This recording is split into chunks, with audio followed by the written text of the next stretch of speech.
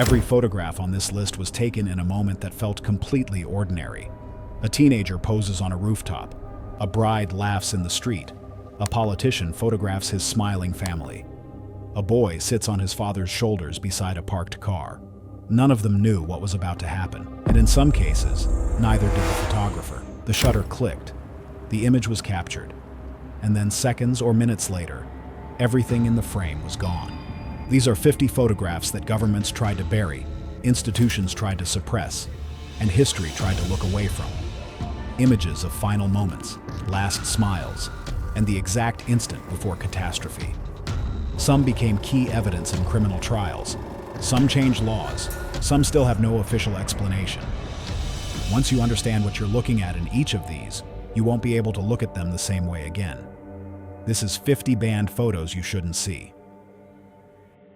Number 50. 19th century psychiatric practices.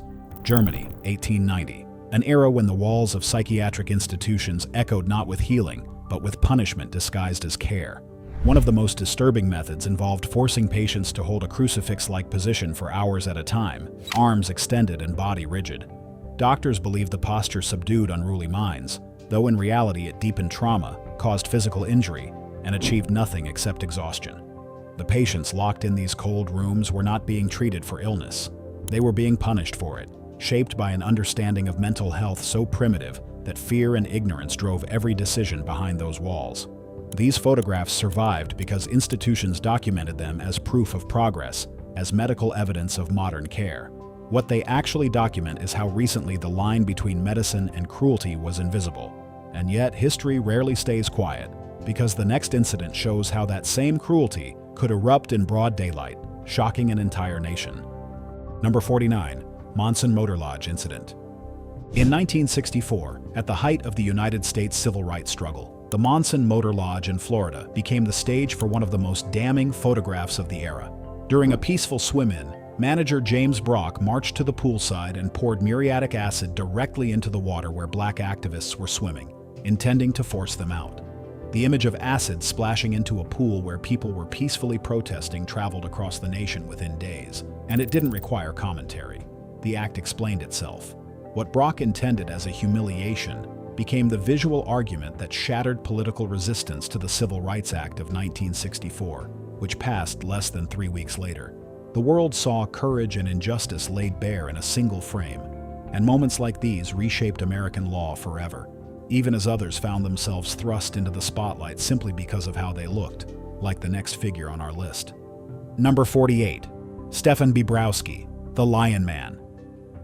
Stefan Bobrowski was born in Poland with hypertrichosis, a rare genetic condition causing thick, full-body hair growth that transformed his appearance into something both striking and deeply misunderstood. Early 20th century circus promoters capitalized on this, presenting him as a spectacle of nature and billing him as Lionel the Lion-Faced Man. Yet beyond the stage lights, Bobrowski shattered every expectation the audience carried in. He spoke 5 languages fluently, read classical literature, and carried himself with a sharp, refined wit that surprised anyone who bothered to look past what they came to see. He was entirely aware of the gap between how he was presented and who he actually was, and he performed across Europe and North America for decades, fascinating audiences who almost never thought to ask him a single question. His photograph was widely restricted in early publications because of its confrontational quality. Looking at it directly means looking at someone who is looking back, intelligently and knowingly, refusing to cooperate with the label the world had assigned him. Bobrowski's life remains one of the most fascinating examples of how human beings misjudge what they cannot categorize. Number 47. Sneaky Jaguar. In this haunting photograph, a jaguar approaches a man from behind with the kind of absolute, unhurried silence that makes large predators genuinely terrifying. The man has no idea. His companion stands nearby with a weapon visible but not raised, aware of the general danger, not yet aware of the specific one closing the gap behind his partner. Jaguars are ambush hunters by nature, and they close distance with a controlled, deliberate precision before an explosive burst that offers almost no reaction window. The gap between nothing is happening and the attack is already over is measured in fractions of a second. The image captures something deeply unsettling about human confidence in wild environments. The man is standing in the jaguar's world, behaving as though the danger is theoretical. The Jaguar is demonstrating that it is not. And while this encounter ended in devastation, the next case is even more chilling. Number 46. Regina K. Walters, photographed by her captor. In 1990, Robert Ben Rhodes, a long-haul truck driver who would later be convicted as the truck stop killer, seized Regina K. Walters and her boyfriend Ricky Lee Jones while they were hitchhiking toward Mexico. Ricky was killed first. Regina was held captive inside Rhodes's modified semi-truck for days, a vehicle he had converted into a private chamber of control with restraints and confinement spaces. The photograph Rhodes took of Regina inside an Illinois barn, showing her terrified and cornered, wearing a black dress and heels he had forced on her, was taken deliberately as a record of his dominance in her final hours. It remains one of the most disturbing pieces of evidence ever entered into a true crime case, and it became the reason Rhodes was connected to her death at all. He documented his own actions, and that documentation destroyed his ability to deny them. He is currently serving a life sentence, but the horror doesn't end here. Number 45. The yearbook photo. In April 1999, students at Columbine High School gathered for what should have been an unremarkable yearbook photograph, the kind taken dozens of times across any school year. Among the smiling faces in the top left corner, Eric Harris and Dylan Klebold posed with their fingers shaped into gun gestures toward the camera. At the time it was taken, nobody pulled them aside, nobody flagged the image, and it looked like nothing more than a gesture from teenagers who were, by all visible accounts, just students. Less than 2 weeks later, on April 20th, they carried out one of the deadliest school attacks in American history, ending 13 lives and altering how schools across the country approached safety, threat assessment, and the early signs of radicalization. The yearbook photograph was suppressed from publication, but copies circulated, and it has since become one of the most studied images in the history of school safety, analyzed not for what it shows, but for what was visible and what was ignored. And sometimes tragedy strikes with no warning at all, like a selfie taken only minutes before disaster. Number 44. The Beirut selfie.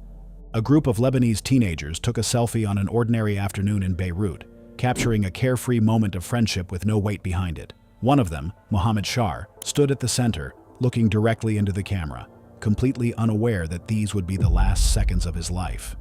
Shortly after the shutter clicked, a device detonated nearby, and Mohammed and several of his friends were gone instantly. The selfie, already uploaded, remained online and became widely circulated as a record of the final moments of a teenager who had no idea that afternoon would end the way it did. The image sparked significant debate about the ethics of republishing photographs of the recently lost, particularly when the subjects had taken the images themselves. For the families involved, it was both a last memory and a source of ongoing grief. And as history shows, catastrophe doesn't always come from conflict. Sometimes it falls from the sky. Number 43. Air Florida, Flight 90. On a frigid January day in 1982, Air Florida Flight 90, a Boeing 737, struggled to lift off from Washington National Airport after ice had accumulated on its wings during a long wait on the tarmac. Standard de-icing had been performed, but the aircraft had waited too long before takeoff, and the ice had returned. Moments after liftoff, the plane failed to climb, collided with vehicles on the 14th Street Bridge, and plunged into the frozen Potomac River below. 78 people lost their lives in the crash and its aftermath. Rescue helicopters pulled 5 survivors from the freezing water in footage broadcast live on national television. One of those survivors, Arland D. Williams Jr., repeatedly passed the rescue rope to others ahead of himself, and by the time rescuers returned for him, he had slipped beneath the water. He was the only survivor who did not make it out, and the bridge now bears his name. This takes us to another explosion that ripped through Beirut, this time in the middle of a wedding. Number 42. The Beirut Explosion Bride. A young bride stood in her wedding gown in the streets of Beirut on August 4, 2020, glowing with joy as cameras captured what she believed would be the happiest day of her life. Bride Isra Sablani was mid-photoshoot, laughing in the warm afternoon light, when at 6:08 p.m., 2,750 tons of improperly stored chemicals at the Beirut port detonated in one of the largest non-nuclear blasts ever recorded. In an instant, her celebration turned to chaos. Shockwaves shattered buildings across the city, injured more than 6,000 people, and the footage of her dress billowing violently as she fell became one of the most iconic images of the disaster. She survived. Over 200 others did not. The haunting contrast between her radiant smile and the devastation that followed made the image impossible to look away from. And Sablani later said she hoped it would stay with people as a reminder of what happened that day. And just as some moments turn joyful occasions into chaos, the next entry shows how a wild animal can transform a routine zoo visit into international news. Number 41. Catherine Warburton and Binky the Bear. Catherine Warburton, a 29-year-old Australian tourist visiting Alaska's Anchorage Zoo, made a fateful decision on July 29, 1994. Ignoring clearly posted warning signs and safety barriers, she leaned across the boundary to get closer to Binky, a large male polar bear with a documented history of unpredictable behavior toward visitors. In an instant, Binky lunged and clamped down on her foot with the force that a polar bear, one of the most powerful predators on Earth, is entirely capable of generating. She escaped with severe injuries. The attack lasted only seconds. The following day, a newspaper photographer captured Binky back in his enclosure, holding Catherine's bright red sneaker proudly in his jaws. An image that went globally syndicated, briefly made the bear more famous than the incident itself, and reportedly resulted in the zoo receiving fan mail addressed to the bear.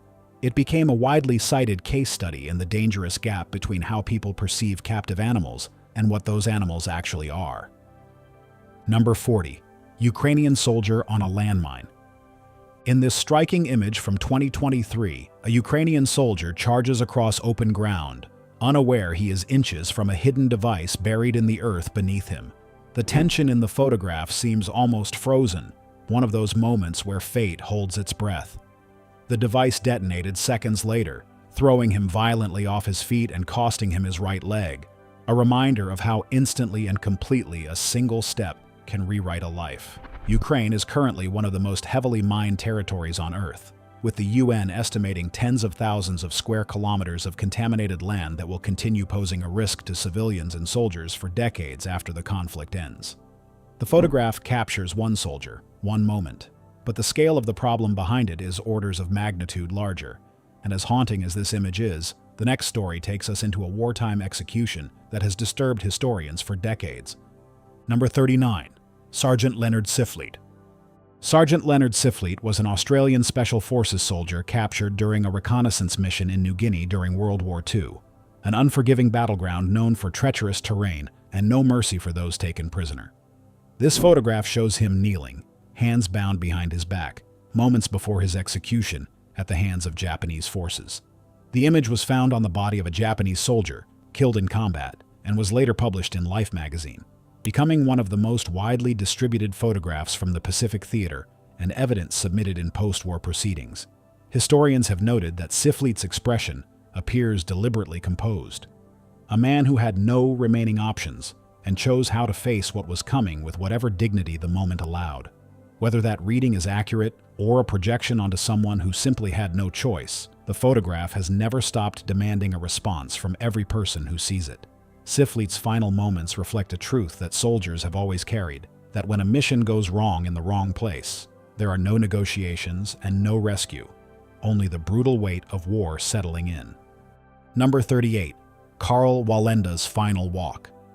Karl Wallenda had spent 50 years defying gravity above cheering crowds, building a reputation for tightrope performance that made his name synonymous with the art.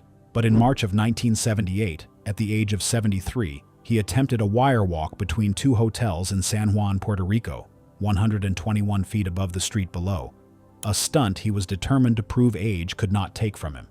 Just moments before his fall, this image captures him steady, focused, and entirely absorbed in the walk, the same composure he had carried on wires across his entire career. He is not performing caution, he is performing mastery. Witnesses reported that sudden gusts of wind destabilized the wire, and Wallenda lost his balance and fell, dying on impact. He had been quoted many times saying that life itself was on the wire, and everything else was just waiting. And that quote became his obituary. And as tragic as his final act was, the next story shows how quickly life can end, even during what seems like an ordinary moment. Number 37. Andrei Retrovsky's last photo. 17-year-old Andrei Retrovsky posed casually on the edge of a building for a photograph, unaware he was capturing the final seconds of his life.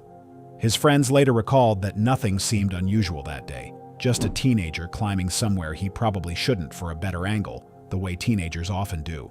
Only 10 seconds after the shutter clicked, he slipped from the edge and fell. His story became part of a documented pattern that researchers began tracking in the early 2010s, a global rise in fatalities linked directly to the pursuit of extreme photographs. Between 2011 and 2017, over 250 people lost their lives in selfie-related incidents worldwide, involving falls, drowning, vehicles, and animal encounters.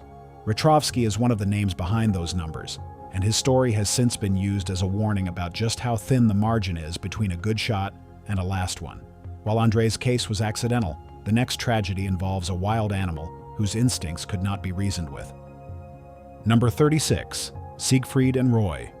During a 2003 Las Vegas performance, the world-famous duo Siegfried and Roy dazzled a full audience until one of their beloved white tigers, Montecore, suddenly turned on Roy Horn in the middle of the act. In an instant, the show transformed from spectacle to chaos as the tiger bit down on Roy's neck and dragged him across the stage in front of hundreds of stunned witnesses.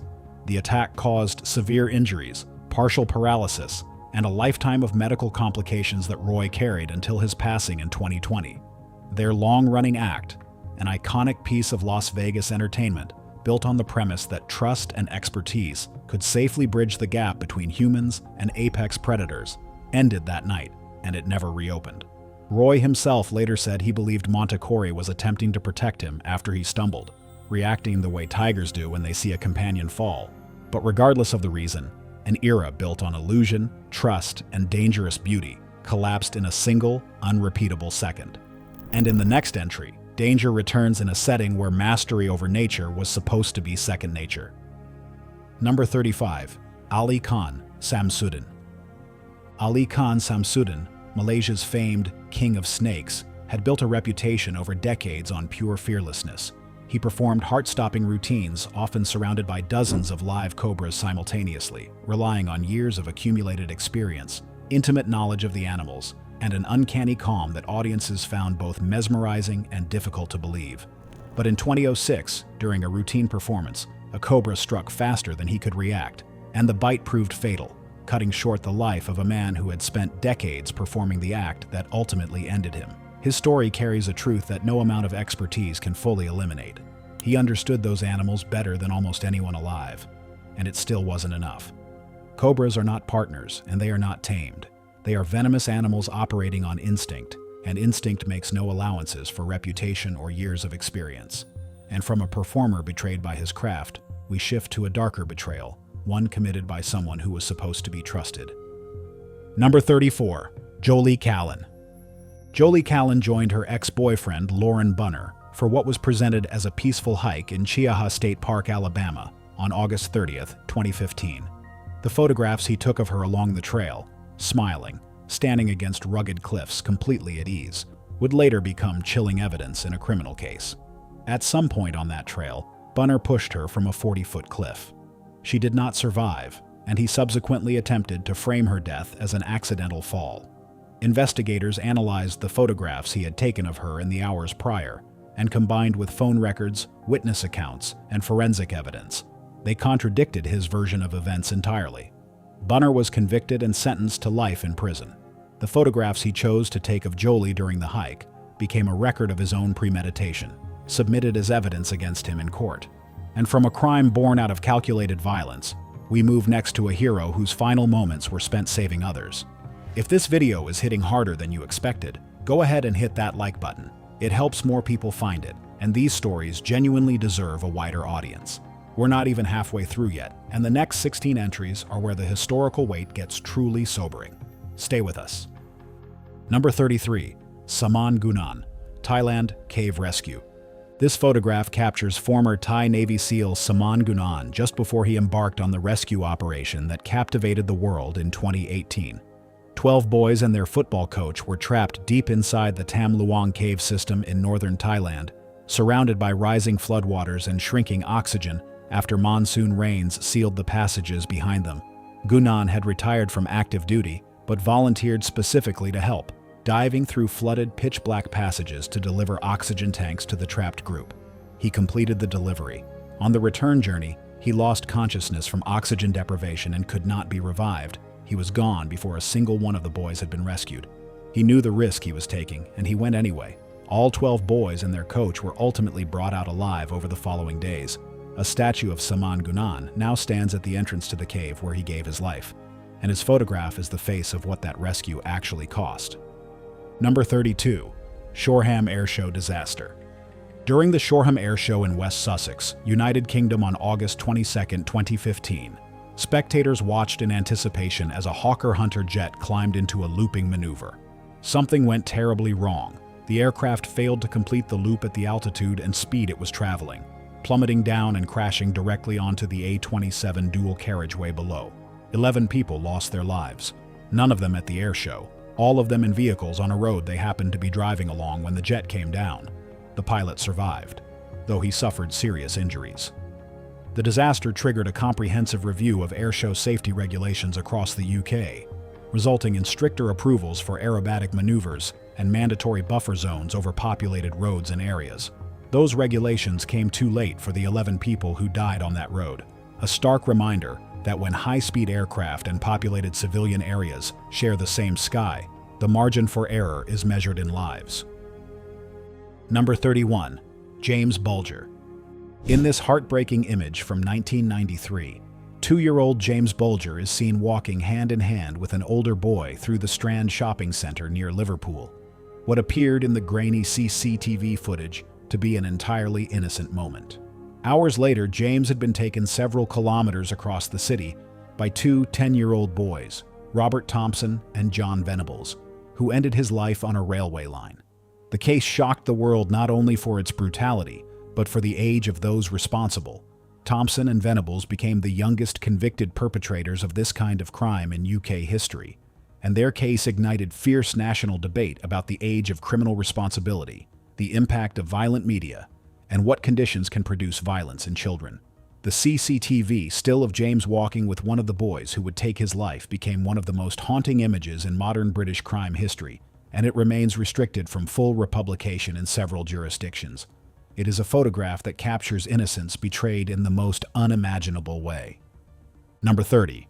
Japanese kamikaze aircraft. This striking image captures the split second before a Japanese kamikaze aircraft spirals toward an American warship during World War II.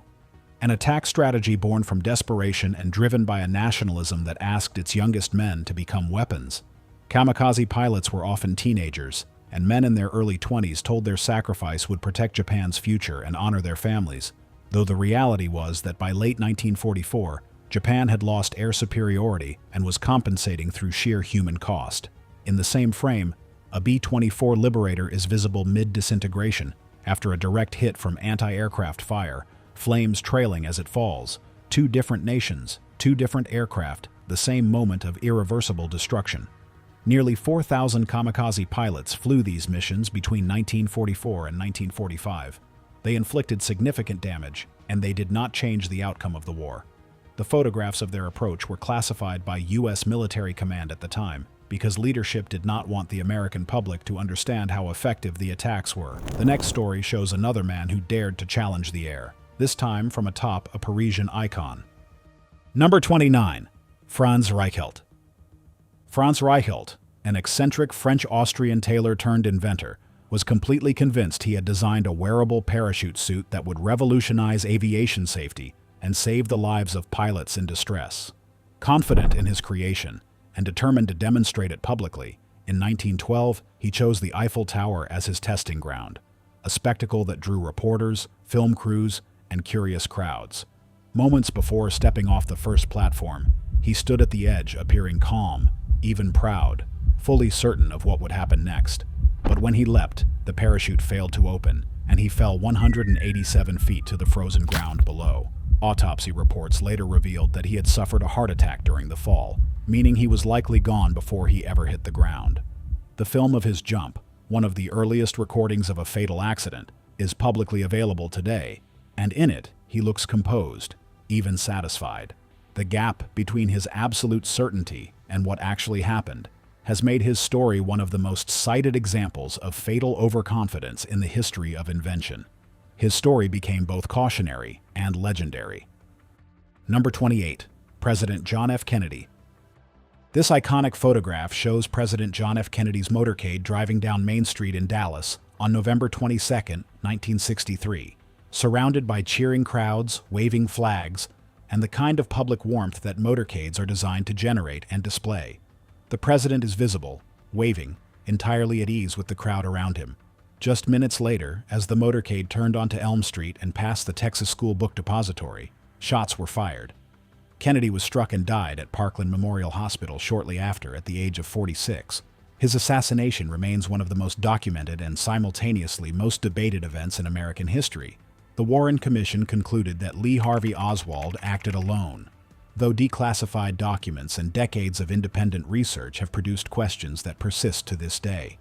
The photograph, taken in the final ordinary minutes of his last public appearance, is among the last images of him moving through a crowd that had no idea what was minutes away, and it carries the same unbearable weight that all last photographs share.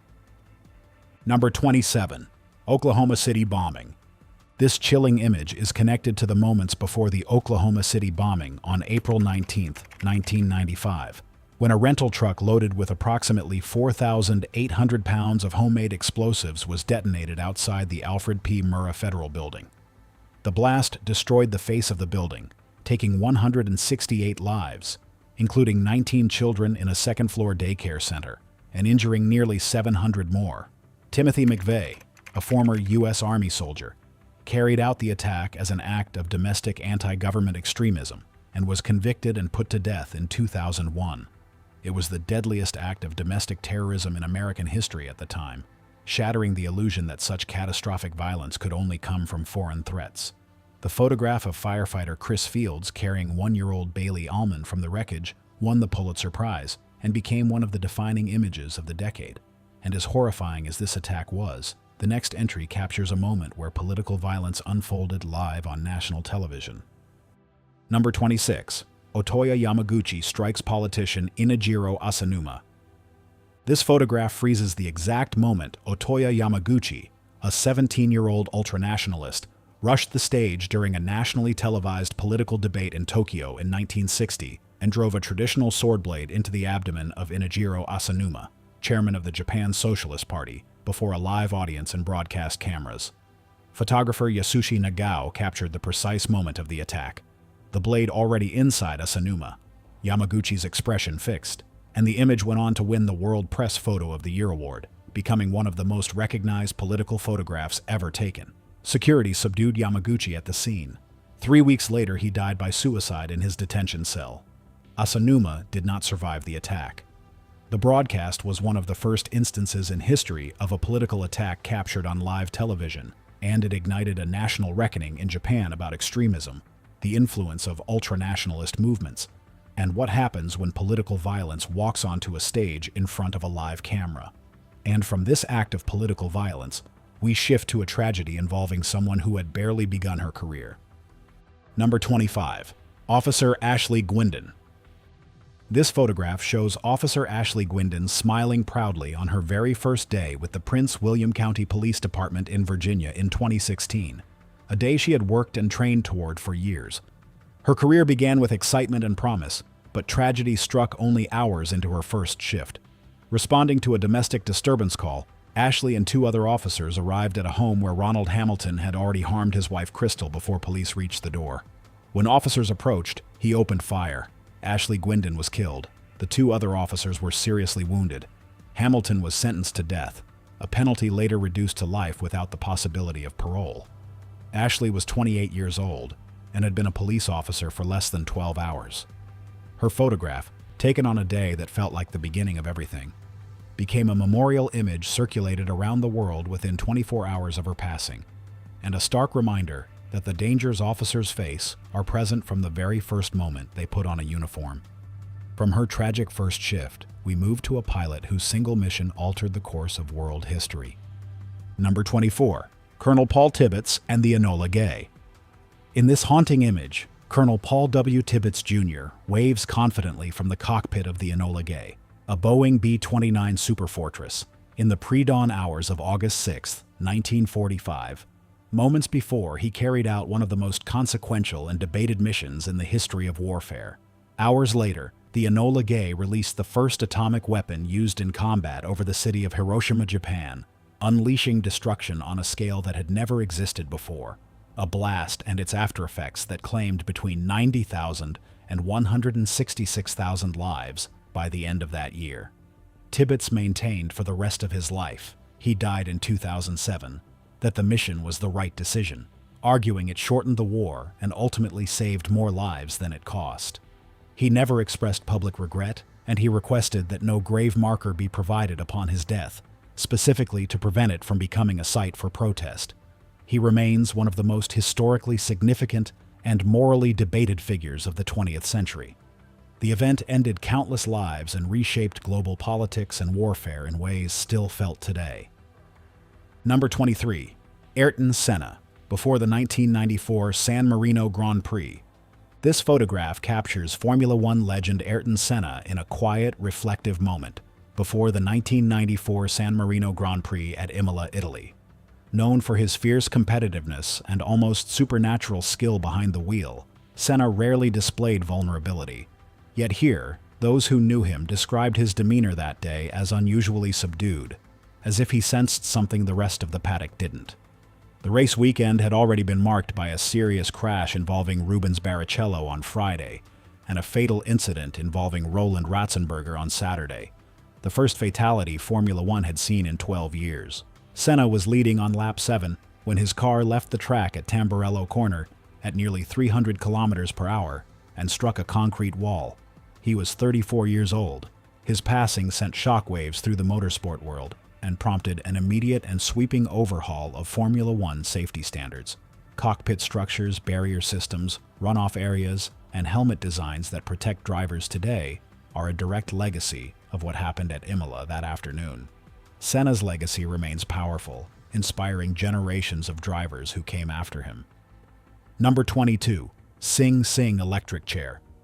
This haunting photograph shows a prisoner in his final moments before execution in the electric chair at Sing Sing Correctional Facility in New York, strapped into the wooden seat while witnesses observe from behind glass in a scene that is formal, proceduralized, and deeply unsettling in its very formality. The electric chair was introduced in New York in 1890 as a supposedly more humane alternative to hanging, the official claim being that it was faster, cleaner, and more dignified. In practice, executions were frequently prolonged, required multiple applications of current, and were anything but the clinical procedure they were described as. The image was suppressed for years because it revealed precisely what the state did not want publicly seen, that the reality of legal execution bore no resemblance to how officials described it. The electric chair was not a medical instrument. It was a public ritual dressed in the language of progress, part justice system and part morbid theater. It eventually became part of the broader documented record of capital punishment in the United States. And speaking of disturbing displays, our next entry reveals how hatred once paraded in broad daylight. Number 21. KKK, members at a Canyon City carnival. This photograph shows 41 members of the Ku Klux Klan riding a Ferris wheel at a public carnival in Canyon City, Colorado. White robes, pointed hoods, entirely visible, entirely unchallenged, entirely ordinary to everyone around them. Families attended the same event. Children rode nearby attractions. The Klan members moved through the fairground as a normal part of community life, because in early 20th century Colorado they were. At the peak of their national influence in the 1920s, Klan membership was estimated at between 3 and 6 million people, and Colorado had one of the highest per capita memberships in the country. Politicians, law enforcement officers, and local government officials were members publicly and without consequence.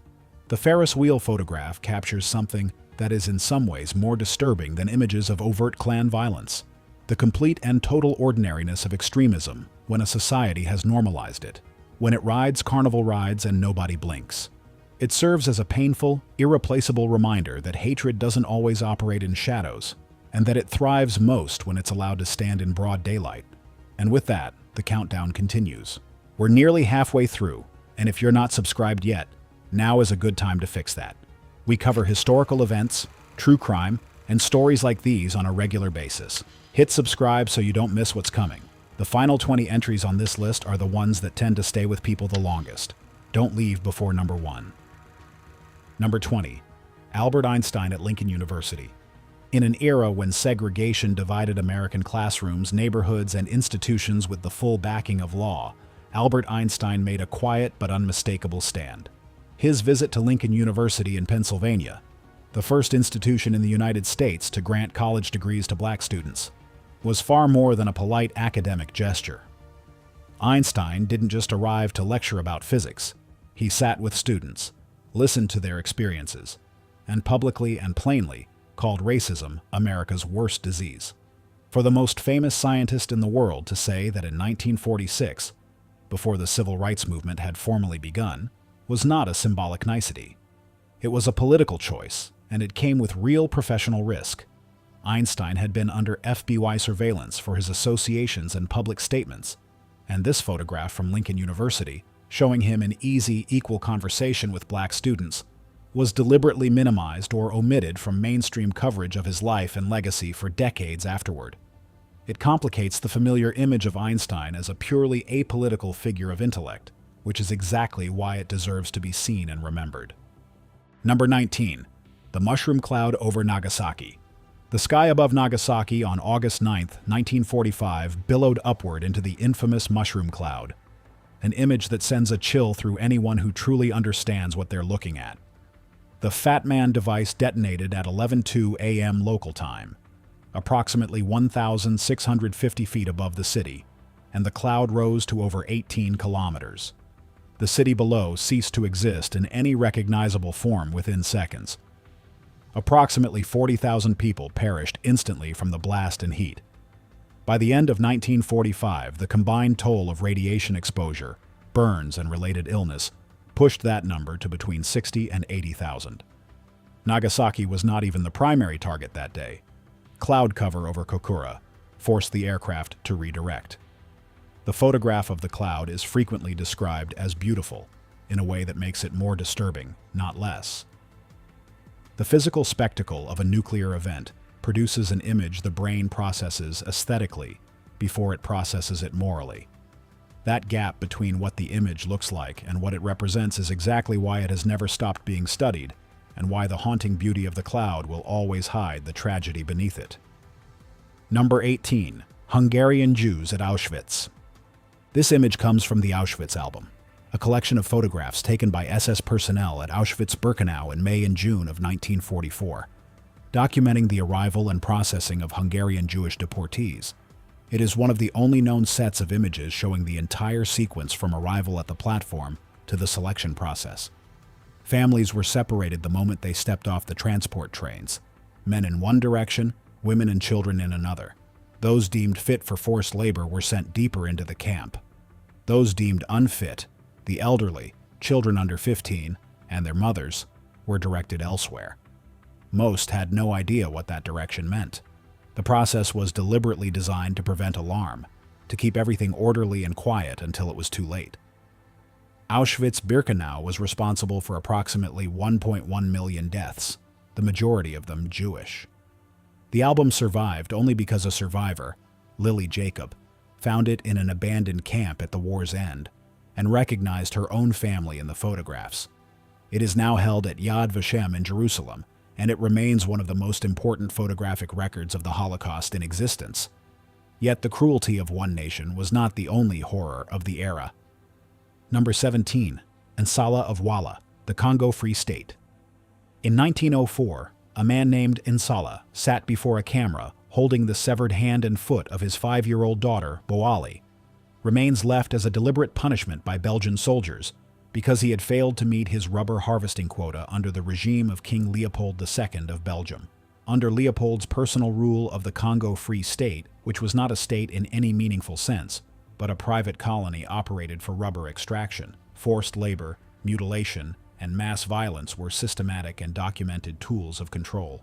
Soldiers were required to present evidence for each bullet used, leading to widespread atrocities against the living and the dead. Estimates of the total death toll during Leopold's rule range from 1 to 10 million Congolese lives. The photograph of Nsala was taken by British missionary Alice Seeley Harris and was used by the Congo Reform Association, led by E.D. Morel and Roger Casement, to expose Leopold's regime to a European public that had been told the Congo Free State was a humanitarian mission. It became one of the first photographs ever used as central evidence in an international human rights campaign, and it worked. Leopold was forced to cede control of the Congo to the Belgian state in 1908. While Congo's suffering shook the world, another country would soon face its own reckoning behind prison walls.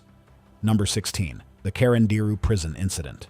On October 2, 1992, Carandiru Penitentiary in São Paulo, Brazil erupted into chaos when a dispute between inmates in Cell Block 9 escalated beyond control. The São Paulo military police were called in, but what followed was not a controlled intervention. By the time the operation ended, 111 inmates had lost their lives. Forensic evidence later showed that the majority of those who died had been shot while surrendering or attempting to hide, not while posing a threat to officers, with medical examiners documenting injuries inconsistent with any defensive use of force. The haunting photograph from the courtyard shows surviving inmates lined up nearly naked, surrounded by heavily armed officers, beneath a mural of the Virgin of Guadalupe, an eerie, devastating contrast between faith and brutality in the same frame. The event became one of the defining images of Latin American human rights documentation and forced Brazil into a long-overdue national confrontation with its prison system. Investigations and prosecutions dragged on for decades. Far from Brazil, another tragedy unfolded when a young traveler became entangled in political tensions with catastrophic consequences. Number 15. Otto Warmbier. Otto Warmbier, a 21-year-old American university student, was arrested in North Korea in January 2016 as his tour group prepared to leave the country. Accused of attempting to take a propaganda poster from his hotel, what was meant to be a brief study trip had already become a nightmare, and it was about to get far worse. Sentenced to 15 years of hard labor at a televised press conference where many observers found his demeanor deeply coerced, Otto disappeared from public view for more than a year. When he was finally returned to the United States in June 2017, he was in an irreversible state of unresponsive wakefulness, with severe brain damage that doctors said could not be explained by the illness North Korea claimed had caused it. He died 6 days after returning home, never having regained consciousness. His parents later stated in federal court that their son had been subjected to abuse during his detention, a claim a U.S. federal judge agreed with in entering a judgment of over $500 million against North Korea, a judgment that has never been enforced. No one has been held accountable for what happened to him. The next tragedy centered not on politics, but on a zoo enclosure that sparked worldwide debate. Number 14. Harambe. On May 28, 2016, a 3-year-old boy slipped through a barrier and fell into the enclosure of Harambe, a 17-year-old silverback western lowland gorilla at the Cincinnati Zoo, setting off one of the most widely debated animal welfare incidents of recent years. Harambe moved toward the child and was filmed both standing over him and dragging him through shallow water, behavior that experts described with varying interpretations. Some arguing he showed no clear aggression, others that the unpredictability of the situation left no safe option. Zoo officials made the decision to use a lethal round rather than a tranquilizer, on the grounds that a dart would have taken time to act and might have agitated the animal further. Harambe was shot. The child was unharmed. The response online and across media was immediate, polarizing, and in many ways disproportionate, raising genuine questions about enclosure design, parental responsibility, and the use of lethal force against an endangered species, but also spawning an internet phenomenon that in some ways obscured the actual tragedy. Western lowland gorillas are critically endangered, numbering around 100,000 in the wild. Harambe's death was legal, was documented, and remains one of the most contested moments in recent zoo history. Yet the next image shows a moment where no one had the chance to intervene at all. Number 13. Maksud Khan at Delhi Zoo. At the Delhi Zoo in 2014, 20-year-old Maksud Khan found himself trapped inside a white tiger's enclosure after reportedly climbing a railing to get closer to the animal. A large crowd watched in horror from above, shouting and throwing objects in an attempt to distract the tiger, while zoo staff scrambled with no tranquilizers immediately available and no rapid response protocol in place for a situation like this one. The tiger approached Khan slowly, and the encounter that followed lasted approximately 15 minutes before he lost his life. The incident later prompted serious discussions in India about enclosure design, emergency response capabilities at public facilities, and the gap between what zoo safety protocols require on paper and what actually exists in practice. Zoo officials made statements that drew criticism from Khan's family, and safety measures were revised in the aftermath, though critics argued the changes were insufficient and came far too late. And speaking of dangerous missteps, the next story follows an influencer who didn't realize danger was right behind her. Number 12. Irina Glazunova. While vacationing in Tbilisi, Georgia, 24-year-old influencer Irina Glazunova was filming herself walking sideways down a street while holding a friend's phone and singing, the kind of casual content that fills social media feeds every hour of every day.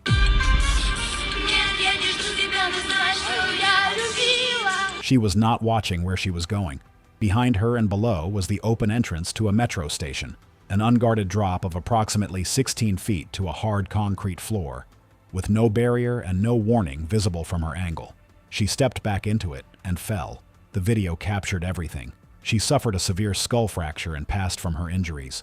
The footage circulated widely, initially before the extent of her injuries was known, and then again after her death was confirmed. The incident renewed debate in Georgia and internationally about the design of open transit entrances without safety barriers, and about the physical risks created when attention is fully redirected away from the surrounding environment toward a camera. The next photo honors a man whose final act was one of pure, selfless kindness. Number 11. Casey Rivara. On May 23, 2023, Casey Rivara, a California father of two, noticed a family of ducks struggling to cross a busy intersection, and without hesitation, stepped into traffic to help them safely reach the other side. Drivers around him slowed and honked their support, and someone nearby captured a photograph of him smiling at the grateful animals, completely absorbed in the moment. A man doing something good for no other reason than that it needed doing. Moments later, an oncoming vehicle struck him, and he died at the scene. His community responded with an outpouring of tributes, flowers, handwritten notes, and small rubber ducks left at the spot where he was hit.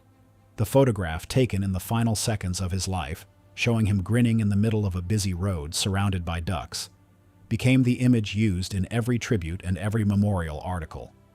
It is a photograph that is extremely difficult to look at for long, not because of what it shows, but because of what it shows about what kind of person he was. Number 10. The second bear.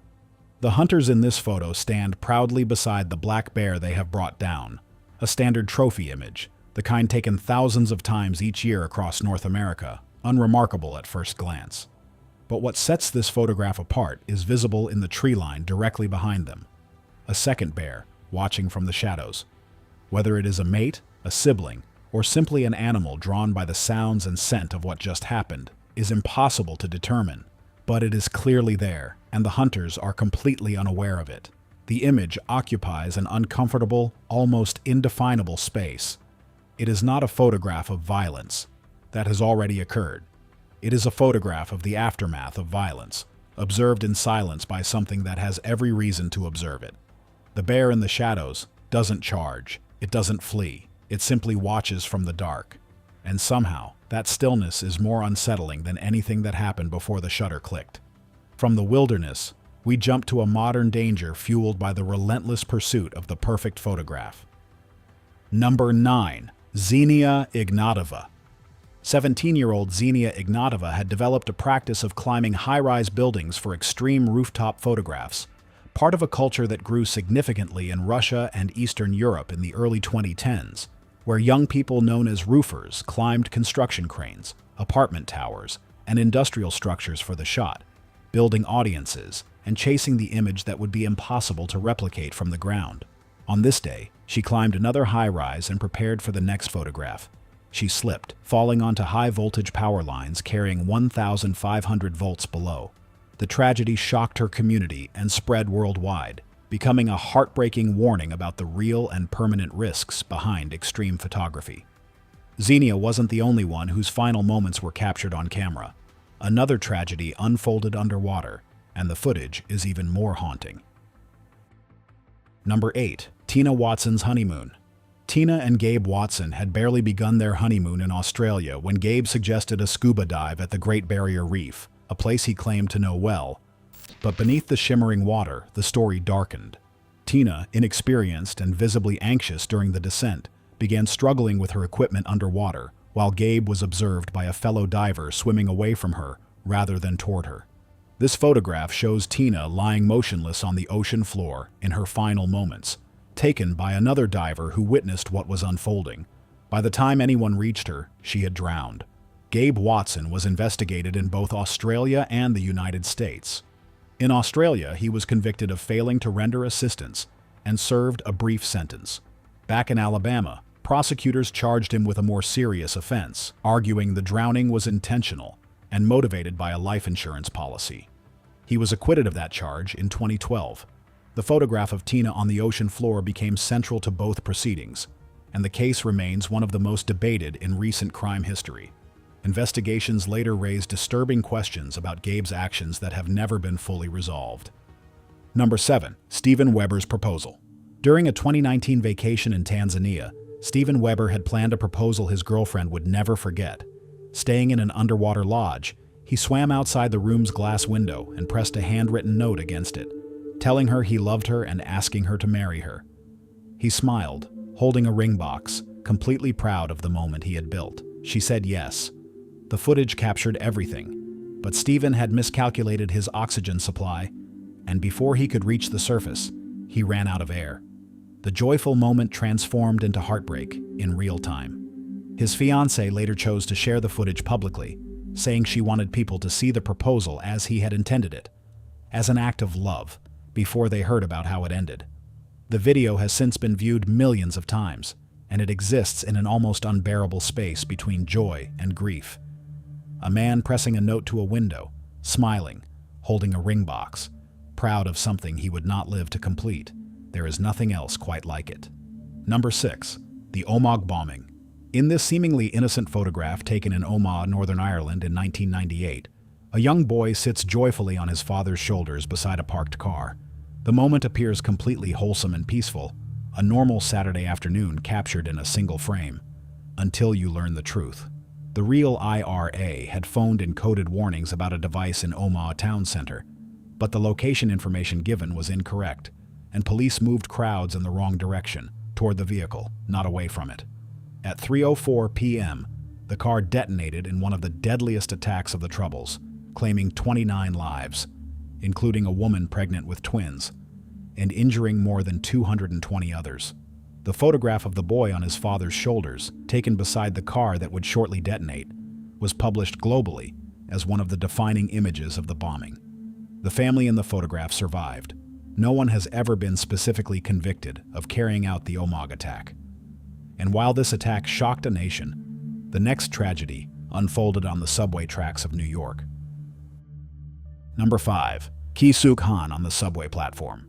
On December 3, 2012, 58-year-old Ki Suk Han found himself in a heated altercation with a man on a New York City subway platform at Times Square and was pushed onto the tracks below. The haunting photograph captures him desperately attempting to climb out, as an oncoming train's lights grow brighter in the frame with each passing second. Witnesses on the platform were shouting, but no one reached him in time. Han did not survive. The photographer, Umar Abbasi, said he had been too far away to physically intervene and had been using his camera's flash in an attempt to alert the train's operator. The New York Post published the image on its front page, and the decision triggered one of the most significant ethical debates in photojournalism in recent memory, about the obligations of photographers in crisis situations, the responsibility of bystanders, and what a publication communicates when it runs an image of a man in the moment before his death as its cover story. Abbasi received death threats. The man who pushed Han was convicted of second-degree homicide. In the next photo, the victim unknowingly recorded his own assailant. Number 4. Ronaldo Dagsa's last photograph. While celebrating New Year's in 2011, Filipino local politician Ronaldo Dagsa raised his camera to take a picture of his smiling family gathered in the street. What the photograph captured, unbeknownst to him, was his own assailant visible in the background, partially obscured but clearly present and already in a firing stance, aiming directly at Dagsa as the shutter clicked. Seconds after the photograph was taken, a shot rang out, and Dagsa did not survive. The image became the central piece of evidence identifying the perpetrator, a man with a prior conflict with Dagsa who had followed him to the New Year's celebration. He was identified from the photograph, arrested, and subsequently convicted. Dagsa had unknowingly created the most important piece of evidence in his own case. The camera he raised to photograph his family was the primary reason his assailant was caught. And while this act was calculated and deliberate, the next tragedy moves from a quiet street in the Philippines to the glamour and darkness of 1960s Hollywood. Number 3. Sharon Tate, Final Night. Sharon Tate, glowing, 8 months pregnant, and at the genuine peak of a rising Hollywood career, was photographed on August 8, 1969, at a dinner with close friends, unaware that she was living the last hours of her life. The image radiates warmth and ordinary joy, a young woman surrounded by people she loves, looking forward to the future with everything in front of her. In the early hours of August 9th, members of Charles Manson's circle entered the home at 1050 Cielo Drive, and Sharon Tate and 4 others were killed in one of the most notorious crimes of the 20th century. She was 26 years old. Her last reported words, as recalled by the sole surviving witness to an encounter with the attackers, were a plea for the life of her unborn child. Charles Manson was convicted in 1971, despite not being physically present during the attacks, having directed them remotely. He died in prison in 2017. The photograph of Sharon from her final evening, full of life, hours from the end, has become one of the most widely circulated images associated with the case, not because of what it shows, but because of the unbridgeable distance between what it shows and what followed. The next tragedy moves from Hollywood glamour to a mysterious hotel that still fascinates the world. Number 2. Elisa Lam, the Cecil Hotel. This eerie security footage shows 21-year-old Elisa Lam in the elevator of the Cecil Hotel in Los Angeles, a building with a documented history of tragedies, suicides, and the prior residence of at least 2 convicted killers, in what would be the last footage ever captured of her alive. Her behavior in the video became the subject of relentless online analysis.